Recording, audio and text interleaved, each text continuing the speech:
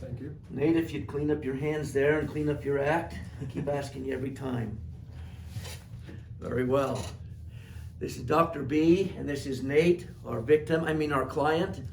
And the purpose of this video is the soft tissue palpation, the range of motion, the neurologic exam, and the special test of the elbow. It sounds real involved, but it's really quite simple relative to the shoulder. Of course, we are sanitizing here like we do before and after contact. I'm asking permission. Nate, you've asked me to come in to assess the soft tissue, the range of motion, the neurologic, and the special test of the elbow. May I have permission to touch your upper extremity? Anything makes you uncomfortable, you let me know. Uncomfortable as far as pain or emotionally, okay? You have all the power here. Very well. We're going to start with soft tissue. We are not mashed up because Nate has had COVID. He's got antibodies built in. And I've had the first shot and we have no other symptoms. So we're going to come into physical contact here. Soft tissue. The elbow is divided into 4 zones. The medial zone, the posterior zone, the lateral zone, and the anterior zone. We're going to start with the medial zone. You would normally bring it back like this and palpate, but in that case you can't see. So I'm going to have him turn sideways a little bit and bend the elbow. Again, you would be just like the bony palpation, you do the zones from here, but I'm going to turn it out this way. Zone 1 or the medial zone.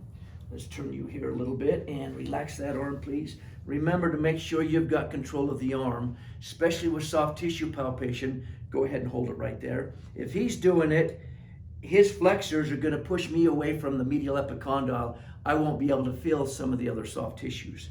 Go ahead and relax. You're doing that real well now. So orient yourself, zone 1, medial zone of the elbow, to the olecranon process. From the olecranon process, I'm going to also locate, the medial epicondyle of the humerus.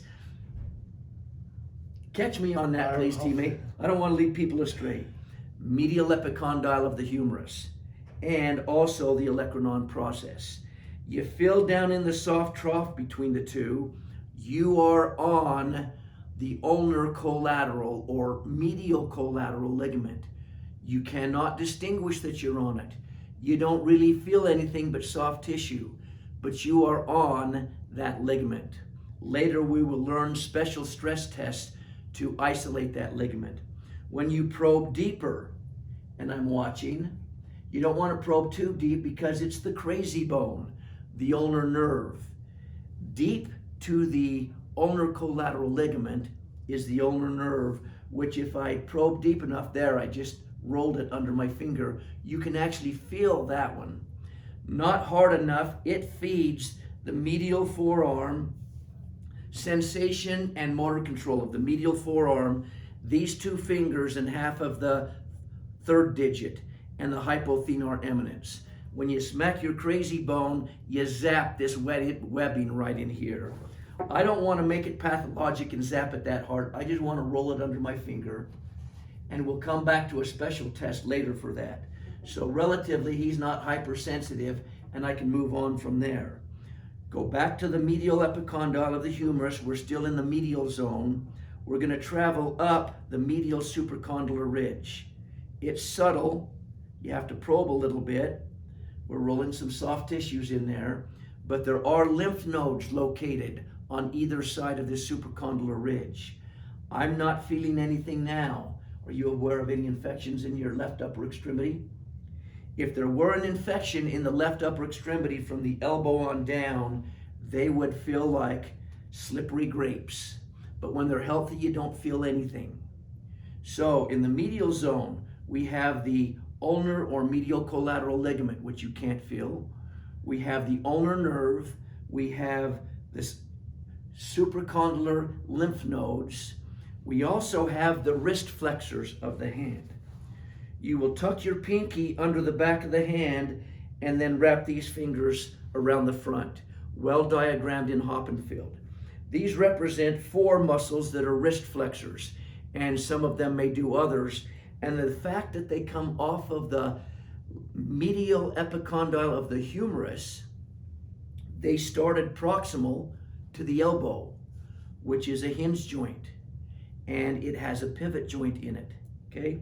Since it's anterior to a medial lateral axis, that makes these four muscles with the pinky tucked behind elbow flexors, though weak elbow flexors, okay? And they are in order. The pronator teres, it makes up the lateral border of the cubital fossa. It is just right in here, and it quickly dives underneath other muscles. You don't feel it very distinctly, but you know you're on it right there, and we're going to probe for tenderness. Then we have the flexor carpi radialis. I'm going to skip it for a moment and go to the palmaris longus. If you will please take your hand like this facing the screen, oppose your pinky, touch your pinky and your thumb together. Now flex your wrist. That makes this cord stand out very prominent right there. There's a small population, about 4% of the American population are missing the palmaris longus. It's a smaller number. I don't remember the number and I won't hold you for it. Fewer people are missing it than the number that are missing the pectoralis major. However, that cord standing out right there is the palmaris longus. And in the Native American population, an even higher population, number of them are missing that muscle. But it's a redundant muscle. You have many that do the same thing. They don't even know it's missing until you point it out to them. So orienting, do that again, please. To his isn't as prominent standing out as mine. So you have to go probing a little bit. I was thinking he might be missing it, but no, when I went lateral, oh, there's another cord. So we have the pronator teres, flexor carpi, we haven't gone there yet, palmaris longus. When you step off just lateral and cross fiber, here's the palmaris longus, cross fiber, pinch your fingers together. There it is. So here is the flexor carpi radialis. It is just lateral to the palmaris longus, relatively close, and that's where you reach just lateral to that for a radial pulse. Come back to the palmaris longus, cross fiber right there, pronator teres. We did the flexor carpi radialis, palmaris longus. Now this one is the flexor carpi ulnaris.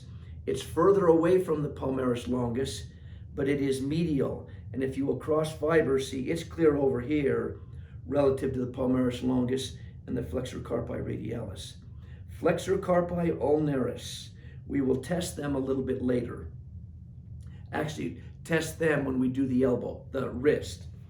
So those four muscles come off the medial epicondyle. They are still considered the medial zone.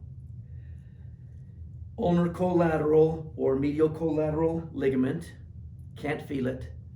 Ulnar nerve, you can feel it. Supracondylar ridge, supracondylar lymph nodes, and then these muscles. Your wrist flexors come off of the medial epicondyle. Your wrist extensors come off the lateral epicondyle. That's clinically significant here in a little bit. Now we're going to go to the posterior zone, or zone number 2. From the olecranon process, we step off. Right there we have the olecranon bursa. All you should feel is skin on the olecranon process. But if it's pathologic, meaning it feels boggy, then it's either been contused or overuse with elbow extension, is what that means. Stepping off proximal, a broad palpation, you're on the aponeurosis and the triceps tendon. Triceps is a 2-joint muscle. It does elbow extension because it passes posterior to a medial lateral axis of a hinge joint. And we have the long head that crosses the shoulder. And we have 3 heads out here. Would you please straighten your arm out and kind of push on my hand right here? Somebody using a cane or if you put the hand down on the table, you can see it. Here, very prominent, is the lateral head of the triceps. It's a flattened area coming off the olecranon process, is the middle head. And then here we have the long head or medial head that comes off the triceps. So we're going to palpate those muscles clear up through. It's the lats that makes the posterior wall of the axillary region. So we're palpating these clear down through. And relax. So those are the soft tissues of the posterior zone, or zone number 2. Olecranon bursa, aponeurosis, you cannot distinguish it from the distal triceps tendon, and then you want to milk out into the different triceps, heads of the triceps. Zone 2, or the posterior zone. Zone 3 is the lateral zone, or zone 3. These are extensors that come off of the lateral epicondyle of the humerus. They consist of the medial border of the cubital fossa, which is the brachioradialis, is most medial, and then the extensor carpi radialis longus, and then the extensor pollicus brevis, and then the extensor pollicus longus. You can see that it moves here. Those are your pollices. Muscles. Comment? Isn't it? So your brachioradialis, then your extensor carpi. Is it longus? Longus. And then brevis? Extensor carpi brevis, and then. And we don't get into the others. Yeah. I may have the longus and the brevis wrong. Because the extensors are. Check Hoppenfield. Okay. The pollices are lower, like middle forearm to the thumb. What, their bellies? The bellies and I'll have to disagree with that, sorry. The bellies are coming off the lateral epicondyle. And we'll sort it out later, and we'll do that. But you're dissecting the cadaver now, and here we go. Please turn your thumb up to the client, and I'm gonna have you push up against my hand, hard. That makes that stand out right there. That is the brachioradialis. And we call that the brachioradialis sign. You have them doing isometric, you can see where it stands out. Distinguishes it from these 3 muscles. That wad right there are called the mobile wad of 3. Brachioradialis, and I may have confused the sequence, extensor pollicus brevis and extensor pollicus longus is what I recall, may be wrong. And they all 3 attach on the lateral epicondyle. You can't distinguish their attachment. They become a common tendon, just like these 4 flexors off the medial epicondyle. Lateral epicondyle, mobile wad of 3. You'll want to mobilize them and palpate the belly of that muscle down in towards the wrist until it becomes a tendon. Common tendon here, thumb up, push up against my hand, and this is the brachioradialis, so the other 2, relax, are here, but all 3 of them are the mobile wad of 3. Coming off the lateral epicondyle of the humerus. The brachioradialis is a unique muscle because it's the only skeletal muscle in the body that starts at the distal end of a long bone and travels clear down and attaches on the distal end of another long bone. In this case, the thumb is the radius. Unique. You don't really think about it, but other muscles don't do that. You might think sartorius. Well, it's going from the ASIS down to the proximal end of another bone. This is going from the distal end of one clear down to the distal end of another. Brachioradialis. It does not cross the carpals. It distally inserts at the radial styloid process. So it has no action at the wrist because it doesn't cross any axes there, be it the radiocarpal condyloid joint, the intercarpals, which are gliding but still diarthrodial, or the carpal metacarpals. Unlike the extensor pollicus brevis and longus that do cross clear down in, if you make the anatomic snuff box, extend your thumb out, here you're seeing the brevis and the longus, and they make up the anatomic snuff box. right there. So they cross the wrist, they have an action at the wrist, they'll do wrist extension because they're behind the axis, they'll do radial deviation because they're lateral to an anterior posterior axis. So the mobile wad of 3, also on the lateral aspect, we're on the lateral epicondyle of the humerus. Notice I'm finding it, you don't really see it very well, listening with my fingers. And before we stepped off 1 finger width and we come to the head of the radius. That is a pivot joint. We have the lateral collateral or radial collateral ligament. Like the ulnar collateral, you cannot distinguish it. You're just there when you're in that gap looking for tenderness. We will identify special tests later.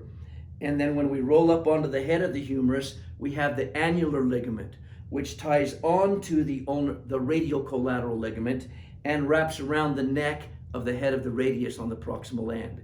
That fixes the radius into the ulna like this. So it can pivot here. Often the radius is dislocated when you grade 3 rupture that annular ligament. It is a varus stress that takes out the lateral collateral ligament and a valgus stress that takes out the ulnar collateral ligament. Since this is a hinge joint, any hinge joint you have in the body has collaterals, even your phalanges. Your knees have collateral ligaments because they're unstable with valgus and varus stress. So with soft tissue of the lateral zone, brachioradialis, extensor pollicis brevis, extensor pollicis longus, lateral collateral or radial collateral ligament, and the annular ligament. The medial zone is bordered by, push up please, brachioradialis on the lateral border. Medial border is pronator teres, comes across on this angle, leaving a triangle. The base is the crease of the elbow. And if the elbow ever has diffuse edema, then that crease may even disappear.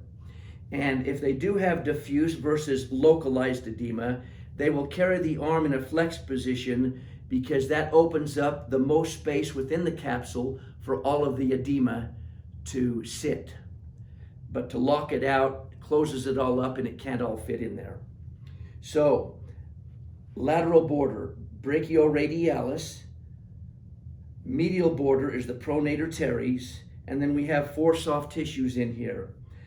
The primary orienting one, I'm going to please push against my hand, makes the biceps brachii tendon stand out. Very strong, very dominant, stands out, and then ties into the radial tuberosity, the proximal end of the radius, because it is a primary pronator. This is why your screws have a right-handed twist. You're strong going like that because of your biceps. When you're holding a bucket of water, would you rather hold it like this or like this here? Because it's a primary supinator, pulling the radius into the supinated position. Biceps brachii, and then just lateral is the musculocutaneous nerve. It quickly dives. In my experience, and Hoppenfield doesn't speak as to whether it's findable or not, it quickly comes out of the fossa and dives under the brachioradialis. It feeds the lateral arm here. So musculocutaneous nerve, you can't feel it. Biceps tendon, you can feel it. Immediately stepping off the biceps medially is the brachial artery. And in my experience, again, it's deep. It's an artery. It's way down paralleling the muscles by its nature because it carries vascular pressure. And if you sever it, you bleed out quickly. And then medial to that, and again you don't feel it, is the median nerve, which feeds this forearm here. So brachioradialis, musculocutaneous nerve, biceps brachii, brachial artery, and median nerve. Those are the soft tissues of the elbow. Now we're going to go to range of motion. We have 4 motions. I'm going to have you, we're going to pin the elbow into the ribs to stabilize. So I'll ask him to do this, and when we get to neuro, the manual muscle test is the same thing, you just add resistance. So I'm not going to take the time to do that. We have flexion around the humeral ulnar joint, hinge joint. Please bring your hand up to your shoulder and back down. Active range of motion, we did flexion and extension. Biceps is responsible for flexion, triceps is responsible for extension. We have 2 more because of the radiohumeral joint. The pivot joint, proximal end of the radius, is pivot, it's dished around the capitulum of the lateral condyle of the humerus. You may say it's on the condyle or not, it's on the inferior aspect. That is a pivot joint that allows the radius, the ulna sits still, the radius will slop over the ulna. If this is it's your left arm, this is my ulna, this is my radius fixed into the humerus, then this pivots, this doesn't do anything, it's a hinge joint, only the sagittal plane. Distal radius will slop over the ulna and back. While it pivots here, this is what's happening. And the annular ligament is tying this to the ulna. The biceps tendon is tying in here, which will supinate. It's the primary supinator. Pronation, supination. So with that range of motion, I'm going to grasp the hand. Hoppenfield says to just shake the hand. I don't feel that you have the power to provide a 4 and a 5 resistance. So please turn your palm down, turn your palm up. Okay, there's active range of motion. Passive, I'm going to grasp the hand, but I'm going to reach high on the wrist in my experience with these fingers and then wrap my index finger around the thumb, the thenar eminence. So these fingers will go as high as you can, but you've got to be able to provide resistance on the leverage right here as I bend your arm the wrong way. So now please turn your palm down, and I can resist him right here as my wrist pops, and his just popped. And now I can resist here with my thumb. Please turn your palm up. And did you see that? Now that ain't normal. He didn't flinch, but I could feel his wrist changes. Some carpals are shifting in there. Let's do it one more time, see if we can watch it on film. There. And going back. Didn't happen there. That was the elbow popping. So we'd note that. It's not painful. I'll bet I would see it bilaterally, and it's just normal for him. But some carpals are shifting when we get so far. That would be the manual muscle test. Range of motion, flexion, extension, and we have supination, pronation. Wrap your fingers around that thenar eminence so you have the resistance. Hoppenfield demonstrates just put a pencil in the hand, and then you can measure degrees. Do they go how far here? So the pencil is the dial for the degrees. I don't hold you for the degrees. So we have done soft tissue, we have done active and passive range of motion, and the same thing for manual muscle test of neuro. Now let's talk nerve roots for neuro. We're going to start with supination. At the elbow, supination is C5. Pronation, C6. Elbow flexion is repeated, C6. And elbow extension is C7, nerve root. Supination, C5, pronation, 6, elbow flexion, 6, elbow extension, 7. Okay? Add that to what you did with the shoulder. For reflex, finally we have a reflex to test. We have 3 of them, and again, they are, this time the reflex, instead of being 6, the reflex is 5, biceps reflex. Then we have the brachioradialis is C6, and the triceps is C7. with your fingers, since you don't have a hammer, these two fingers, Hoppenfield does describe in detail how to do this. So make sure you study that. Difficult to get a reflex with the brachioradialis, honestly, even with a hammer. My primary physician, however, he just goes boom, boom, boom, hits him every time just with his fingers. The thing is not to punch or push. You're triggering the stretch reflex, the Golgi tendon organ of the muscle. So I'm going to hold the arm through my arm so that I've got a hand on the elbow and he's resting on my forearm. I will localize the biceps tendon. Please bend your elbow. There, do an isometric. There, I'm on it. Relax. With the hammer or your fingers, you're just going to get a twitch. You leave your thumb here and you tap your thumb. It transmits through to the tendon. There we go. Okay? So biceps, C5, neuro. Brachioradialis, you just slightly roll it over. Push your hand up, please. Oh, there it is. I'm going to go up into the belly. Relax. Even the thumb here, and that varies on who you talk to, and tap it. It's not going to give you wrist motion. It doesn't cross the wrist. It's a weak elbow flexor, believe it or not, because that's the only joint it crosses. So I didn't get a response there. Let's see if I can get one. There, we got a bit of one. Now the triceps, you're just simply going to take the arm back. It's relaxed. Step off the olecranon process onto the aponeurosis and the distal tendon of the triceps. You're just looking for a twitch in the lateral head, the middle head, or the medial head, and it's just a slight twitch. On and off real quick. And he's been very good to fake that for me. That was real. That was real. So there's the sensation. We had C5, no changes, C6. Hoppenfield doesn't identify 7 because it's down in the dorsum of the hand. 8 is the medial forearm. T1 is the medial elbow. T2 is proximal medial upper arm. Motor, supination, 5. Pronation, 6. Elbow flexion, 6. Elbow extension, 7. Reflex, biceps, 5.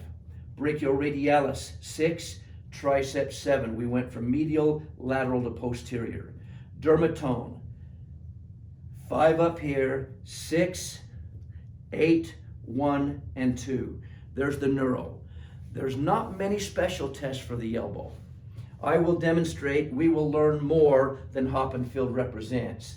First of all, we want to test the integrity of the ulnar collateral ligament. You can't feel it, but it runs between the medial epicondyle of the humerus and the olecranon process. It prevents a valgus stress. If you get a force, a medial blow to the elbow, and this is enclosed kinetic chain, then it's going to take out that medial collateral of that hinge joint. We don't want to lock it out because that gives us a false negative. That's a bony block. We're not going anywhere. His medial collateral ligament, ulnar collateral, same thing, is not even engaged here.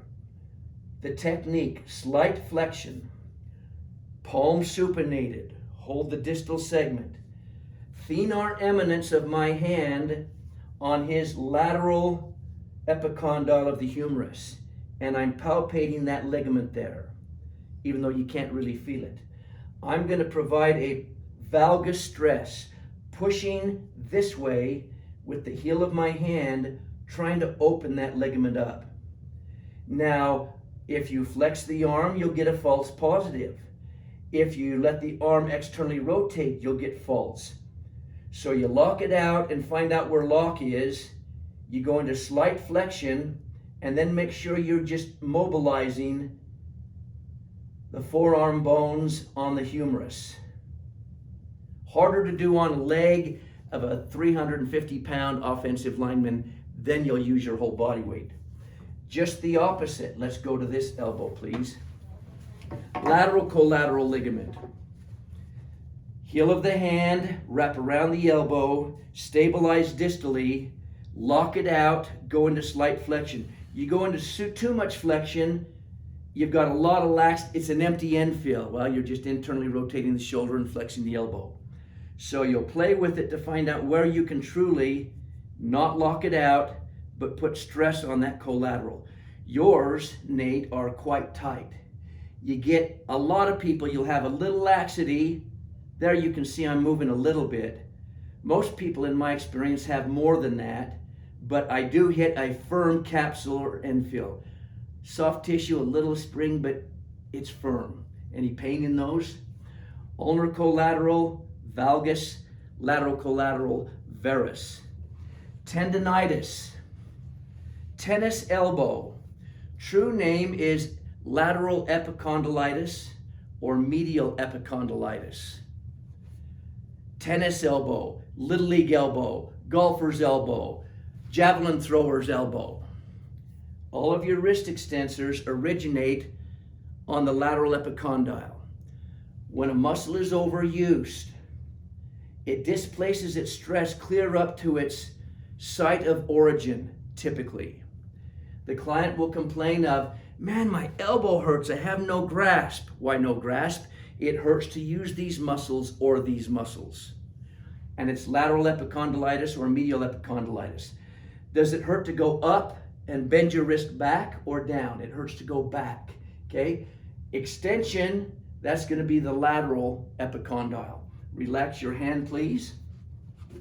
So we have the tennis elbow test, according to Hoppenfield, or the epicondylitis test.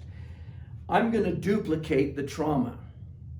All of these muscles are involved, but they take the pain and the overuse right there. Please make a fist, take it back, don't let me take it down. I'm going to stabilize the arm distal of this segment, and I'm going to force an isometric here. And relax.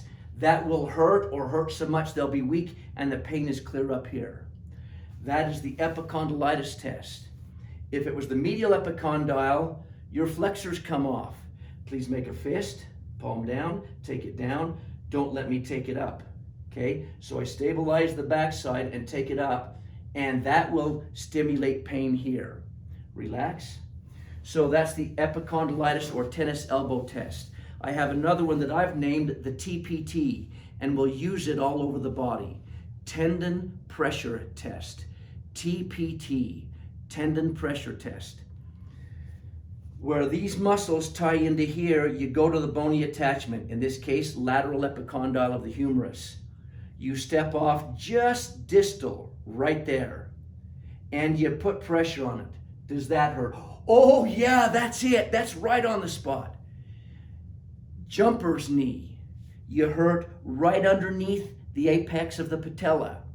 You go to the patella, step off just distal. Yep, that's it. That's positive for patellar tendinitis or lateral epicondylitis. Go to the medial epicondyle and move just distal and push in. That's where the inflammation is. Treatment, I will go there today, it's a chronic. It's overuse, HERS, heat, rest, and stretch. We're an athlete. We're playing tennis. We can't afford to rest. So what we'll do is, you've seen them wear this strap around here or right around just immediately inferior to the patella. Okay, you can do the same thing at the Achilles for Achilles tendinitis. Jumper's knee is the patellar tendinitis. Okay. This strap wraps around right here. A lot of people wear it all the way around here. It's a waste of their time. There should be a little foam ridge in this strap that can add more pressure. You find the lateral epicondyle, put that little ridge just off on that sore spot. That puts pressure there and mechanically displaces all the trauma of playing ball still somewhere else in the tendon, so that's to a degree resting and they can continue to play ball. If you just cover up the condyle, it's a waste. That pressure pad on the strap needs to be just off distally on the sore spot. Very effective test, tendon pressure test. Where do I hurt? Out here. Make a fist, take it back, I test it, positive, I go to here, TPT test. Yep, that's it. That's actually where I'll go first. So tendon pressure test. We did valgus varus. We did epicondylitis test. For the bursa, it's just you're palpating to see if it's boggy. And those are the stress tests. Let me take a look at it again. Valgus. Oh, Tinel.